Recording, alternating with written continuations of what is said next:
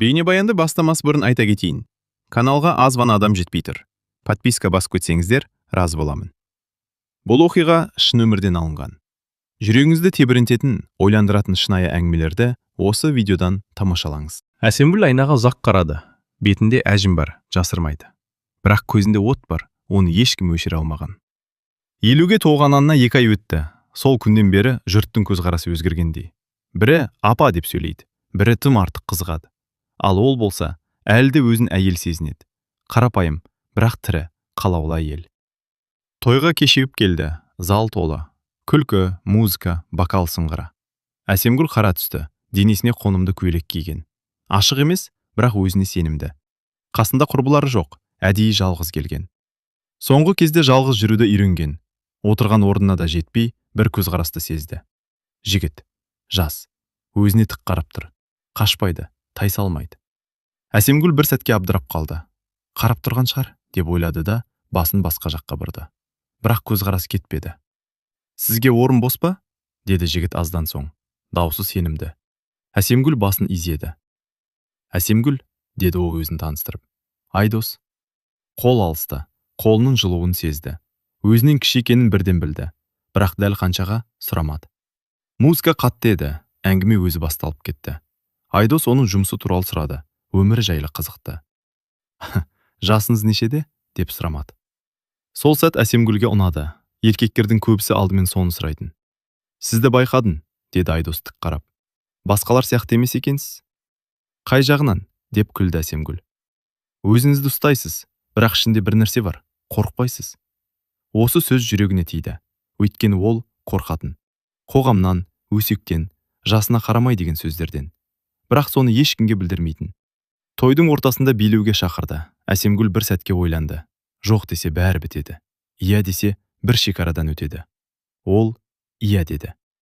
Билеп тұрған кезде айналадағы көзқарастарды сезді. Әйелдер сыбырлап тұр. Ер адамдар үнсіз бақылауда. Бірақ Әсемгүл сол сәт бәрін ұмытты. Денесі еркін қозғалды. Ұзақ уақыттан бері алғаш рет өзін тірі сезінді. Сіз әдемісіз, деді Айдос сыбырлап. Бұл комплимент емес, факт сияқты айтылды. Тойдан кейін сыртқа шықты. Түн салқын. Әсемгүл пальтосын кие бергенде Айдос көмектесті. Қарапайым қимыл, бірақ жүрегі дүрсілдеп кетті. Кофе ішейік, деді ол. Әсемгүл тоқтады. Осы жерде бәрін тоқтатуға болар еді. Жоқ десе үйіне кетеді. Ертең бәрі ұмыт болады. Бірақ ішіндегі үн басқа нәрсе деді. Жарайды, деді ол ақырын. Кафеде тыныш еді. Айдос ашық сөйлесті. Өзін жасырмады. Сізден ұялам, деді ол. Неге? Өйткені сіз не қалайтыныңызды білесіз, ал мен әлі іздеп жүрмін. Бұл сөз Әсемгүлді ойландырды. Мен не қалаймын, деп өзі нақты білмейтін. Кеш соңында Айдос оны үйіне дейін жеткізді. Қоштасарда артық қимыл болмады. Тек көзқарас. Тағы көрсеміз бе? Деді ол. Әсемгүл бір сәт үнсіз тұрды да, білмеймін, деді шын айтып. Үйіне кірген соң ұзақ отырды. Айнаға қайта қарады. Сол әжімдер, сол көздер. Бірақ ішінде жаңа бір қозғалыс бар еді. Телефоны дір етті. Хабарлама. Бүгінгі кешке рахмет. Сіз ерекше әйелсіз. Әсемгүл керең демалды. Бұл жай кездесу емес екенін сезді. Әсемгүл таңертең әдеттегіден ерте оянды. Ұйқысы қанбаған. Түс көрмеді. Бірақ мойы тыным таппағандай. Кеше болған кеш көз алдынан кетпей қойды. Музыка, көзқарас, Айдостың дауысы, соңғы хабарлама. Телефонын қолын алды. Жаңа хабарлама жоқ. Сол бір сөйлем ғана тұр. Сіз ерекше әйелсіз. Әсемгүл күліп жіберді де телефонды шетке қойды. Өзіңді қолға ал, бір кеш өмір емес, деді ішінен. Жұмысқа барды. Кеңсе бәрі бұрынғыдай. Компьютерлердің дыбысы, қағаз иісі, жас қызметкерлердің көбірі. Бірақ бір нәрсе өзгерген. Ол көзқарастар. Әсемгүл апай, бүгін жақсы көрініп тұрсыз, деді жас қыздардың бірі. Апай. Бұрын Әсемгүл дейтін. Дауысы да өзгеше шықты. Қыздың көзі бір сәтке оның көйлегіне, сосын бетіне жүгіріп өтті. Түскі ас кезінде бәрі анық болды. Асханадағы 2 әйел сыбырлап отыр. Әсемгүл кіргенде үндемей қалды. Бірақ бірінің телефонда сурет тұрды. Той. Кеше. Ол. Айдос. Жүрегі шым ете қалды. Көрдің бе? Деді бірі сыбырлап. Жас бала ғой. 50-ге келгенде ұят емес пе? Әсемгүл естіді. Естімегендей түр көрсетті. Табақ алып кезекке тұрды. Бірақ қолы дірілдеп кетті. Ашуы да емес, ұялуы да емес. Әділетсіздік. Түстен кейін құрбысы Ләззат қоңырау шалды. Әсем, сен кеше тойда бір жігітпен билепсің бе? Иә. Өзіңнен кіші дейді ғой. Иә. Үнсіздік. Мен жамандыққа емес, деді Ләззат ақырын. Бірақ адамдар айтып жатыр. Адамдар әрқашан айтады, деді Әсемгүл. Қойған соң керең дем алды. Неге әйелге бәрін есептеп істеу керек? Неге ер адамға рұқсат, ал әйелге айып? Кешке жақын тағы бір хабарлама келді.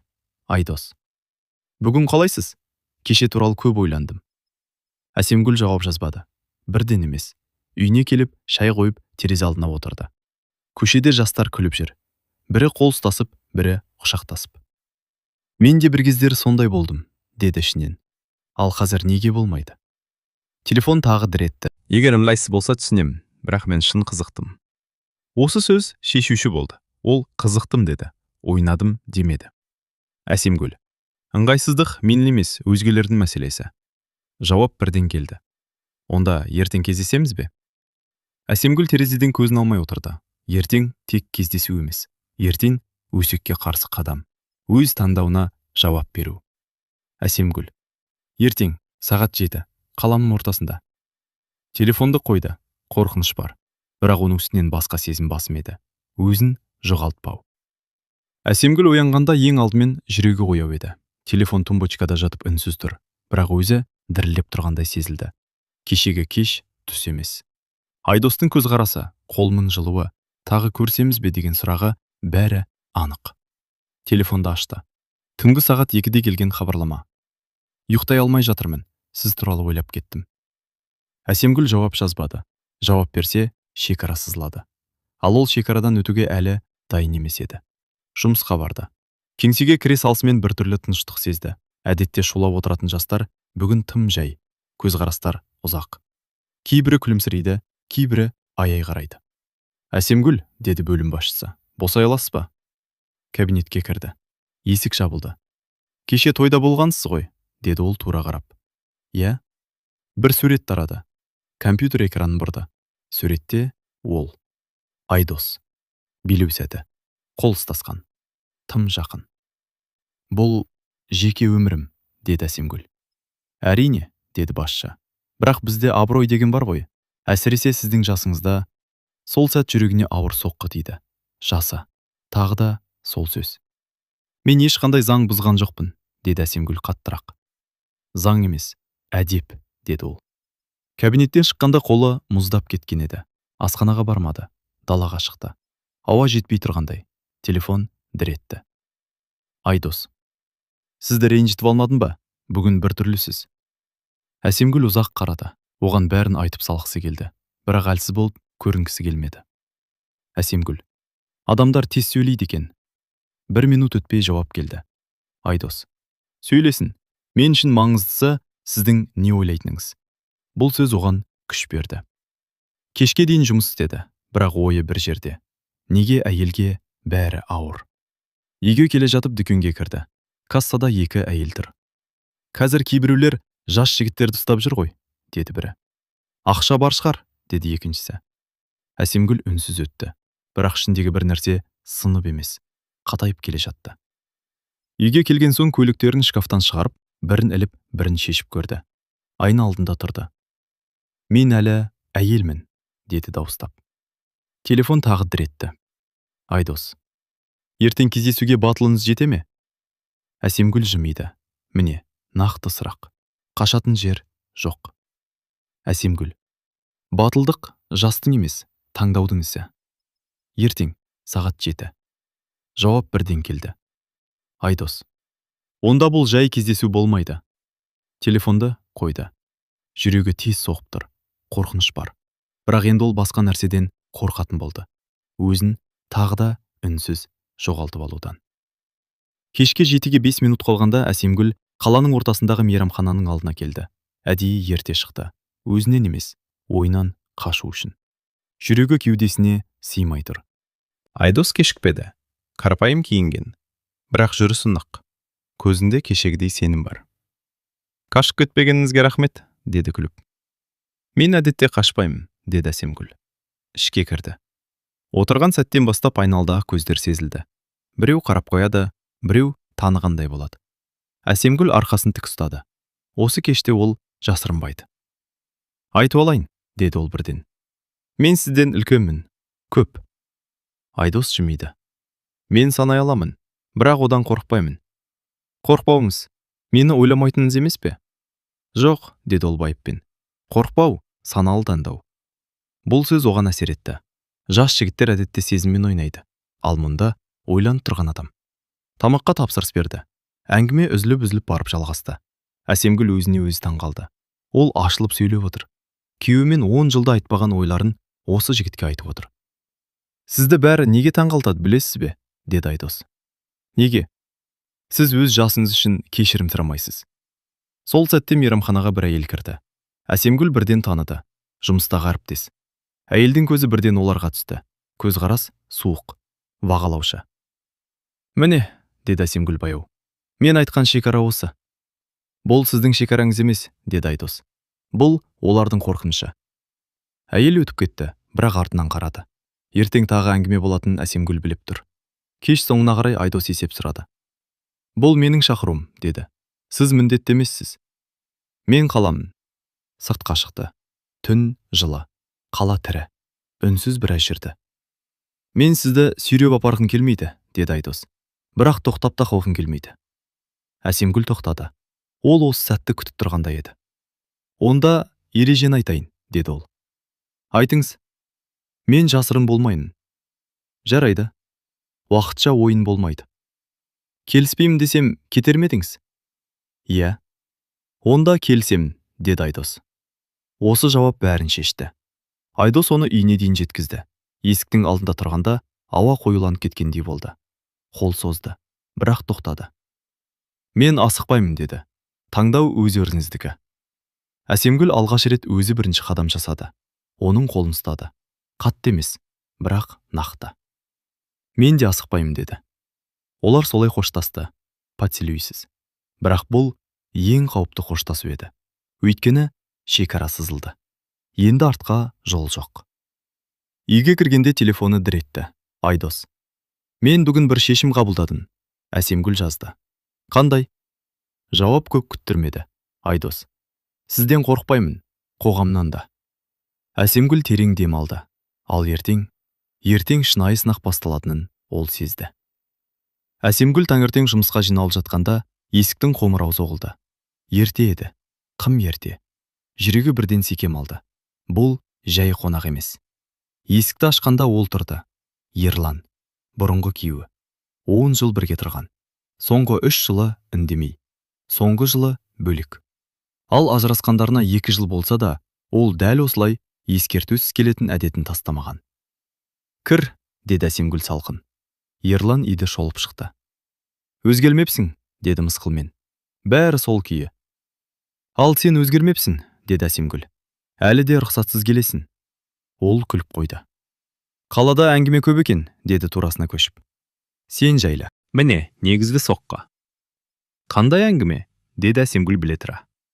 Жас жігітпен жүріп жатыр дейді, рас па? Әсемгүл үндемеді. Үндемеу, кейде иә дегеннен де қатты жауап. Сен 50-ге келдің, деді Ерлан даусын көтеріп. Балаларың бар. Ертең олар не дейді? Елге не бетіңмен қарайсың? Ал сен сол кезде қайда едің? Деді Әсемгүл баяу. Мен 40-та болғанда, мен жылап жүргенде. Ерлан үндемей қалды, бірақ тез есін жіді. Ол сені пайдаланады, деді. Жас қой, қызық үшін ғана. Ал сен менің не үшін пайдаландың? Деді Әсемгүл тік қарап. Бұл сұрақ оған ауыр тиді. Ерлан орнынан тұрды. Мен еркекпін, деді ол. Маған рұқсат. Ал мен әйелмін, деді Әсемгүл. Маған тыйым. Үйде ауыр тыныштық орнады. Ол жігітті таста, деді Ерлан соңында. Әйтпесе өзің ұтылмайсың. Әсемгүл жымиды.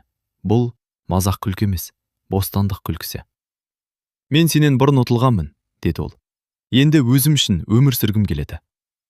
Ерлан есікке қарай беттеді. Өкінесің, деді соңында. Мүмкін, деді Әсемгүл. Бірақ бұл жолы өз таңдауым үшін. Есік жабылды. Қолы дірілдеп тұрды. Бірақ ішкі бір нәрсе орнына түскендей.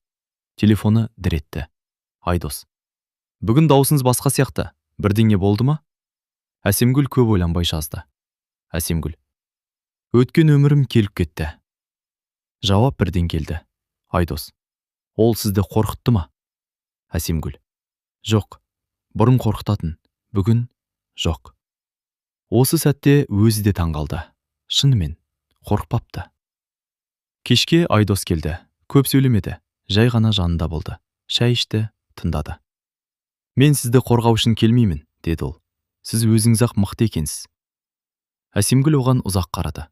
Міне, айырмашылық. Бірі билегісі келді, екіншісі қатар тұрғысы келеді. Ол түнде алғаш рет біреуге арқасын тіреп ұйықтады. Жақындық болды, бірақ асығыс емес. Денеден бұрын сенім. Ал есіктің сыртында қалған өткен өмір бір жола жабылғандай еді. Бірақ ертең қоғам мен балалардың даусы қаттырақ шығатынын Әсемгүл әлі білмейтін. Әсемгүл ол күнді сезіп оянды. Әдеттегідей емес, көңілде тыныштық жоқ. Кеше Ерлан, түнде Айдос, ал бүгін бәрі сыртқа шығатынын іші сезді. Жұмысқа барды. Кеңсе алдында таныс көлік тұр. Жүрегі шымете қалды. Бұл кездейсоқтық емес еді. Кіре салысымен хатшы қыз. Әсемгүл апай, сізді директор шақырып жатыр, деді. Кабинетке кіргенде жағдай анық болды. Директор жалғыз емес. Қасында бөлім басшысы және кеше мейрамханада көрген әйел. Отырыңыз, деді директор ресми үнмен. Бізге бір мәселе бойынша шағым түсті. Қандай шағым? Деді Әсемгүл.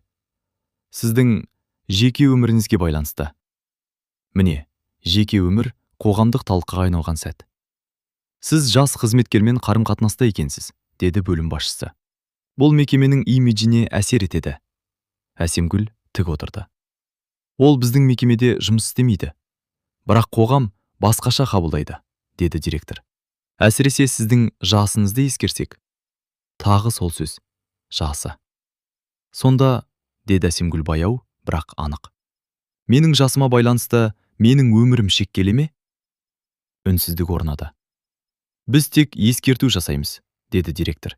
Бірақ ойланып жүргеніңіз жөн. Әсемгүл орнынан тұрды. Мен ойландым. Ұзақ ойландым. Енді өз өмірім үшін кешірім сұрамаймын. Есікті жапқанда қол дірілдеді. Бірақ бұл қорқыныш емес еді. Түсте қызы қоңырау шалды. Анашым, деді даусы ауыр. Әлеуметтік желіде сен туралы жазып жатыр. Не деп? Жас жігітпен жүрген 50 жастағы әйел деп. Әсемгүл көзін жұмды. Сен ұяласың ба? Деді бірден. Үнсіздік. Кейде, деді қызы шын айтып. Бұл директор сөзінен де ауыр соққы болды. Мен сені ренжіткім келмейді, деді Әсемгүл. Бірақ мен тірі адаммын. Тек ана ғана емеспін. Мен білем, деді қызы. Бірақ адамдар әрқашан болады, деді Әсемгүл. Қойған соң көзінен жас шықты, бірақ жыламады. Бұл жолы өзін ұстап қалмайды. Кешке Айдоспен кездесті. Ол бәрін білді, жасырмады. Маған да айтты, деді ол. Сені пайдаланып жүр, деді. Ал сен не дедің? Деп сұрады Әсемгүл. Айдос жымиып. Мен өз таңдауымды білем, дедім. Олар үнсіз жүрді. Қала бұрынғыдай емес. Әр бұрышта көз, әр терезеде пікір бардай. Егер сен тоқтағың келсе, деді Айдос. Мен түсінемін. Сен бәрін жалғыз көтермеуің керек. Әсемгүл тоқтады. Осы сәт шешуші еді. Мен енді тоқтамаймын, деді ол. Біреулер үшін емес, өзім үшін. Айдос оның қолын қысты. Онда мен қасында боламын. Сол кеште Әсемгүл үйге келген соң әлеуметтік желіні ашты. Пікірлер ауыр, ащы, қатыгез.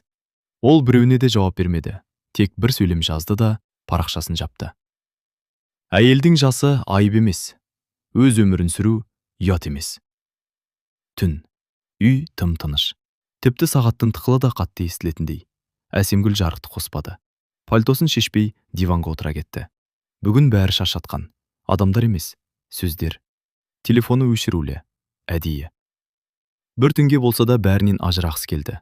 Айдос да, балалар да, қоғам да, бәрі кейін. Айнаға қарады. Жарықсыз. Көлеңкеде. Бірақ бәрі көрініп тұр. Әжімдер. Шашындағы бірен-саран ақ. иығындағы шаршау. 50, деді ол сыбырлап. Бұл сөзді бұрын қарғыс сияқты қабылдайтын. Бүгін жай сан. Ас үйге өтті, шай қойды, бірақ ішпеді. Терезені ашты. Қала ұйықтамайды. Біреулер күліп жатыр, біреулер асығып барады. Ал ол дәл осы сәтте жалғыз. Ойы өзінен өзі өткенге кетті. Қырықтағы әсем гүл. Күйеуі бар, бірақ жалғыз. Үй толы адам, бірақ бос. Өз тілегін жұтып, бәрінен ыңғайланған жылдар. Сонда мен қашан өмір сүрдім, деді дауыстап. Диванға қайта отырды. Жүрегінде бір ауыр түйін бар. Бұл Айдос емес, бұл қорқыныш. Ертең не болады деген. Телефонды қосты. Ондаған хабарлама. Оқымай өтті. Тек біреуін ашты. Айдос. Бүгін жанында болғым келді, бірақ өзіңе уақыт керек екенін сездім. Осы сөз көзін жасқа толтырды. Ол талап етпеді, қыспақ қалмады. Таңдау қалдырды. Әсемгүл орнынан тұрып шкафты ашты. Ескі альбом. Суреттер. Балалар кішкентай, өзі жас. Күлімдейді, бірақ көзінде сол баяғы шаршау. Мен сендер үшін бәрін істедім, деді суретке қарап. Енді өзім ішінде өмір сүруге бола ма? Жауап жоқ. Бірақ ішінен бір үн шықты. Иә. Таңға жақын ғана ұйықтады. Қысқа, керең емес, бірақ тыныш. Таңертең күн сәулесі бетіне түсті. Әсемгүл бірден тұрып кетті.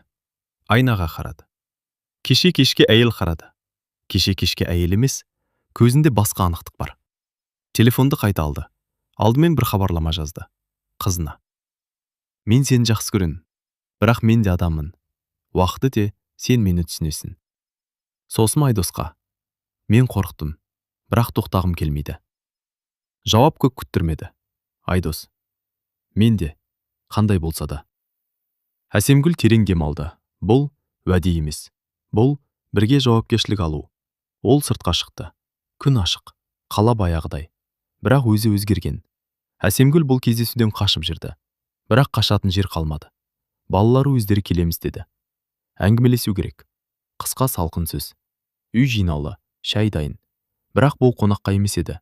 Бұл сот. Алдымен үлкен қызы кірді, артынан ұлы. Екеуі де салмақты, бөгде. Бұрынғыдай мама деп құшақтаған жоқ. Отырыңдар, деді Әсемгүл. Үнсіздік. Алғаш болып қызы сөйледі. Анашым, бізге